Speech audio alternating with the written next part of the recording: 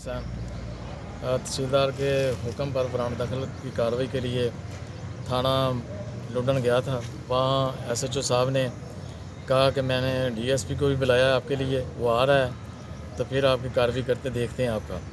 जब डीएसपी साहब आ गए वहाँ मुझे अंदर बुला लिया एसएचओ के कमरे में।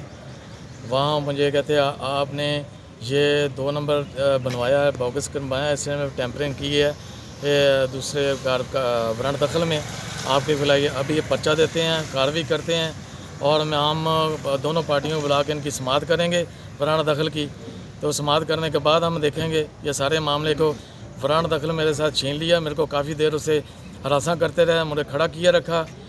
तो बाद में बाहर आकर तलाशी लेकर मेरी जेब में जो कुछ था वो निकाल लिया इन्होंने और मुझे वहाँ काफ़ी देर परेशान करते रहे और बड़ी मुश्किल से मैं जान छुड़ा के वहाँ से आया। मेरा गिरबान एसएचओ ने पकड़ा और साथ डीएसपी मुझे धमकियाँ देता रहा, वो मुझे हरासा और परेशान करता रहा, बदतमीज़ी करते रहे और शदीद बदतमीज़ी मेरे साथ की।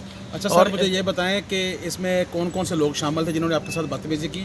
क्या डीएसपी सदर भी इसके अंदर शामिल हैं? डीएसपी सदर भी शामिल था, दोनों शामिल थे, एसएचओ भी शामिल था।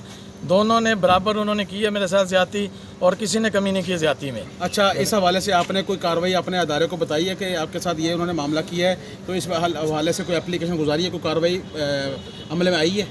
मैंने अब कार्रवाई के लिए एप्लीकेशन एसी साहब को गुजार दिया और उसी वक्त मैंने एसी साहब को ये गोशगुजार कर दिया था कि मेरे साथ ये हुआ है। जब तक इनके खिलाफ कार्रवाई नहीं होती डीएसपी और एसएचओ के खिलाफ, उस वक्त अब हम काम नहीं करेंगे।